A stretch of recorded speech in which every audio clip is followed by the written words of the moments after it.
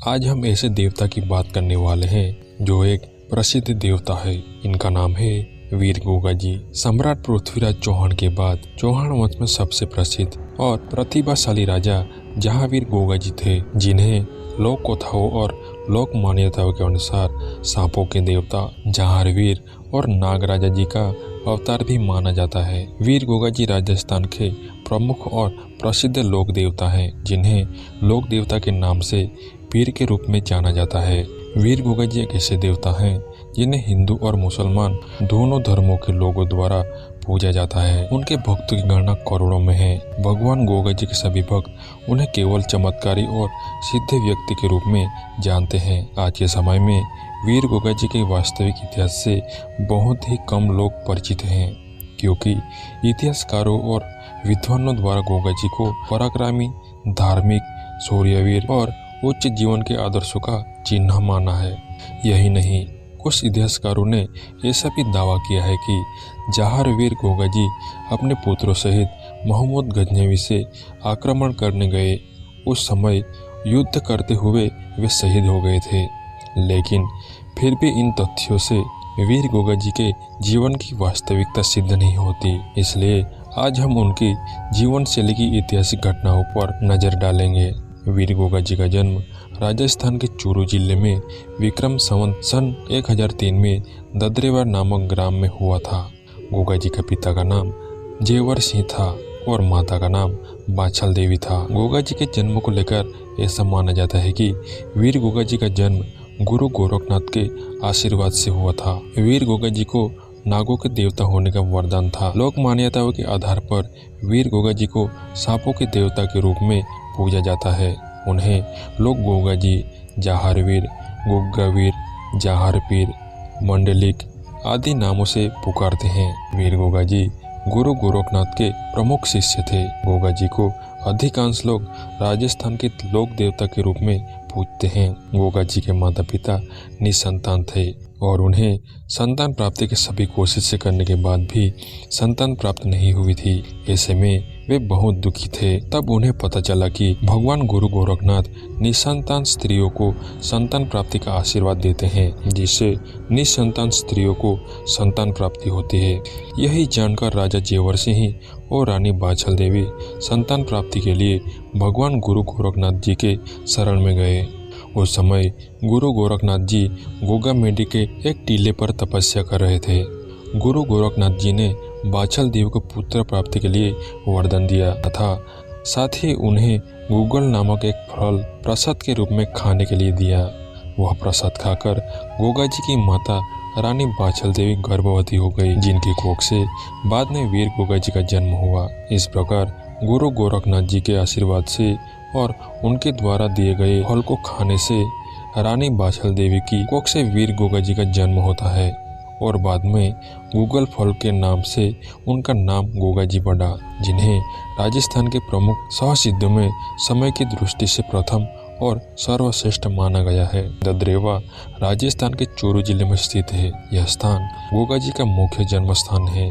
यह स्थान जयपुर से लगभग 250 किलोमीटर दूर है। इस स्थान पर आज भी गोगा जी के घोड़े का अस्तबल है और सैकड़ों वर्ष बीत चुके हैं, लेकिन उनके घोड़े के रकाब अभी भी वहीं पर स्थित है। गुरु गोरखनाथ जी का आश्रम भी ददरेवा में ही बनाया गया है। इस स्थान पर बने मंदिर पर कई लोग आते हैं तथा यहाँ पर एक पुराना गढ़ है जो सन 1509 से ईस्वी सन 1947 तक बीकानेर के राठौर राज्य के अधीन रहा था। इस प्रकार यह स्थान हिंदू और मुस्लिम लोगों का प्रतीक है। भगवान जहांवीर गोगा जी का विवाह कोलमंड की राजकुमारी से तय हुआ था।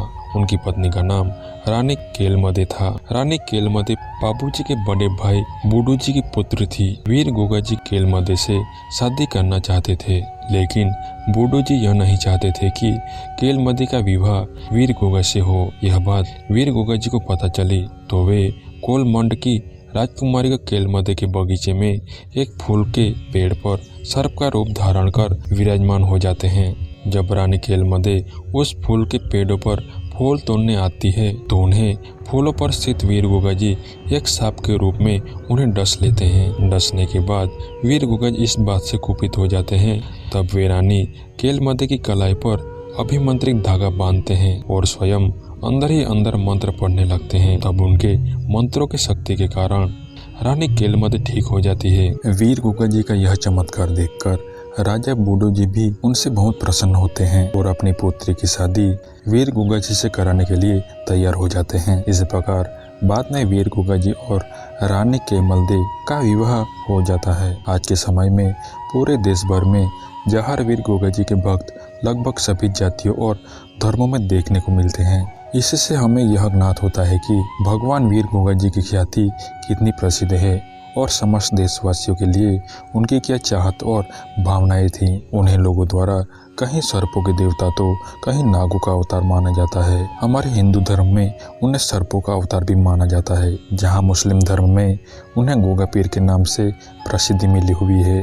राजस्थान के अधिकांश लोग वीर गुगा जी को जहार वीर के नाम से जानते हैं। मुस्लिम आक्रमणकारियों से युद्ध करने के बाद राजा जहर वीर वीरगति को प्राप्त हुए। उसके बाद फिर उनका भाई देवर सिंह भी मुगलों के साथ युद्ध करते हुए वीरगति को प्राप्त हुआ। तत्पश्चात वीर गुगा जी ददेरीवा के शासक बने। इस दौरान उन्होंने मोहम्मद गजनवी को लगभग 11 बार परास्त किया था। वीर गुगा जी के बारे में कहा जाता है कि नाहर सिंह नामक व्यक्ति ने उनके भाइयों अर्जुन सुरजन को गोगा जी के खिलाफ भड़काया कि तुम तो गोगा जी से बड़े हो, तो फिर गोगा जी कैसे राजा बन सकते हैं, इस पद पर तो तुम्हें होना चाहिए। इस बात से वीर गुगा जी और उनके भाइयों में युद्ध हुआ, जिसमें वीर गुगा जी ने दोनों भाइयों का सिर धड़ से अलग कर दिया और माता बाछल देवी को भेंट कर दिया।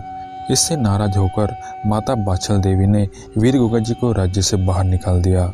तब वे गुरु गोरखनाथ जी के आश्रम में चले गए थे, जहां से वे अपनी योग सिद्धि का प्रयोग करके अपनी पत्नी के पास चले जाते थे। यह बात रानी बाछल देवी को पता चलने पर वे वीर गुगा जी को वापस अपने राज्य में आने का प्रस्ताव देती हैं और गुगा जी पुनः फिर से राज्य में आसीन करते हैं। जब अफगानिस्तान के बादशाह हजारों गायों को लूट कर ले जा रहे थे, तब उस समय जहार वीर गुगा जी ने उस पर कड़ा आक्रमण किया और हजारों गायों को उससे छुड़ाकर मुक्त किया था। इससे डरकर अन्य अरब के लुटेरों ने गायों को लूटना बंद कर दिया था।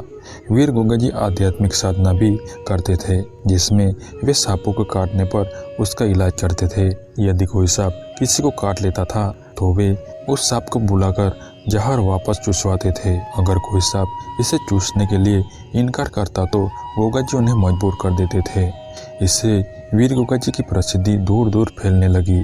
सुल्तान मोहम्मद गजनवी हर साल हिंदुस्तान आता था और लूट मार करके वापस गजनी चला जाता था। वह एक हाथ में इस्लाम का झंडा लहराते हुए आता था और दूसरे हाथ में तलवार की धार से बेगुनाह लोगों के खून की नदियां बहाता हुआ हिंदुस्तान में आता था। सुल्तान मोहम्मद गजनवी द्वारा लूटमार, दरिद्रता, वेश्यावृत्ति की कुरीतियों से इस मजहब का नकाब पहनकर हिंदुस्तान में जो हैवानियत का खेल रचा, उसे युगों युगों तक भी भुलाया नहीं जा सकता। सर्वप्रथम मोहम्मद गजनवी जब हिंदुस्तान आया तो उनका युद्ध जजुआ राजपूत राजा जयपाल की तवंगर वंशी शाह से हुआ, जिसमें मोहम्मद गजनवी ने धोखे से राजा जयपाल शाही को परास्त कर दिया। इस युद्ध में राजा जयपाल शाही अपने अंतिम क्षणों में भी लड़ते रहे और वीरगति को प्राप्त हुए। इसके बाद सन 1024 को मोहम्मद गजनवी ने गुजरात के सोमनाथ मंदिर को लूटा और मंदिर को तोड़ भी दिया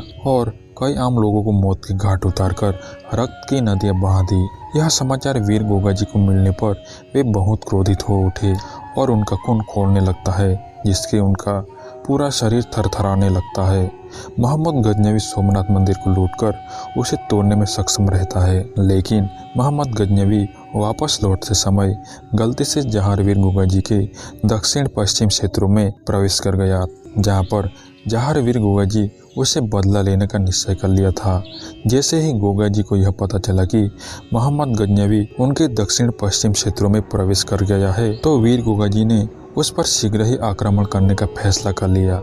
लेकिन इसके लिए वीर गुगा जी के पास शाही सेना बहुत कम थी, जो मोहम्मद गजनवी की सेना के आगे ना के बराबर थी। फिर वीर गुगा जी ने अन्य राजाओं से सहायता के लिए अपने पुत्र सामन चौहान को भेजा। सामन चौहान कई राजाओं से मिला और उनसे सहयोग मांगा, लेकिन कोई भी राजा उनके साथ तैयार नहीं हुआ, जिससे सामंत चौहान को निराश हाथ से ही वापस लौटना पड़ा। इतने में ही मोहम्मद गजनवी भी उनके नज़दीकी क्षेत्र में आ धमका और अपनी शाही सेना के साथ गोगामड़ी में रास्ते से गुजर रहा था। मदद की कोई भी आशा नहीं देखते हुए बप्पा वीर गोगाजी अपने चौहान भाइयों के साथ केसरिया बाना पहनकर लगभग 900 सिपाहियों के साथ मोहम्मद गजनवी की सेना पर टूट पड़े और उनका रास्ता रोक दिया। इस बीच दोनों फौजों के मध्य में भयंकर युद्ध हुआ, जिसमें वीर गोगाजी वीरगति को प्राप्त हो गए और मोहम्मद गजनवी वीर गोगाजी की सेना से नरसंहार करते हुए अपनी एक छोटी सी सेना के साथ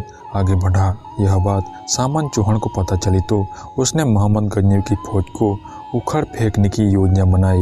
उन्होंने ऊंट पर सवार होकर मोहम्मद गजनवी का पीछा किया और स्वयं गजनवी की सेना में रास्ता बनाने का बहाना बनाकर घुल मिल गए। रेगिस्तान में तेज गर्मी और आंधियों के चलते मोहम्मद और उनकी सेना सोमनाथ का रास्ता भूल गए। तब सामंत चौहान ने रास्ता बनाने का झांसा दिया और कहा कि मैं सोमनाथ मंदिर जाने का दूसरा रास्ता जानता हूँ। तब मोहम्मद गजनवी के पास दूसरा कोई और सहारा नहीं था, इसलिए उसने अपनी सेना को सामंत चौहान के साथ जाने का आदेश दिया। फिर सामंत चौहान सेना को गुमराह करते हुए जैसलमेर में रेतीले टीले तक ले गया, जहां पानी तक नसीब नहीं हो सकता था। मौका मिलने पर सामंत चौहान हर हर महादेव का नारा बोले और शत्रुओं पर भूखे शेर की तरह टूट पड़े और मरते दम तक लड़ते लड़ते वीर गति को प्राप्त हुए। वीर गोगाजी के वंशज और चौहान वंश के जहारवीर गोगाजी की मृत्यु के बाद उनके भाई बेरासी और उनके पुत्र उदयराज ददरेवा के उत्तराधिकारी बने, जिसमें वीर गोगाजी के बाद बेरसी, उदयराज, जसकरण, केशोराय, मदन सिंह, विजयराज, पृथ्वीराज, गोपाल, लालचंद, अजयचंद, जेतसिंह आदि ददरेवा राज्य की गद्दी पर उत्तराधिकारी के रूप में विराजमान हुए थे। तो दोस्तों, ये वीडियो आपको कैसी लगी? आपको पसंद आई है तो वीडियो को लाइक करना और वीडियो में कमेंट करना। मिलते हैं नेक्स्ट वीडियो में, तब तक के लिए बाय बाय।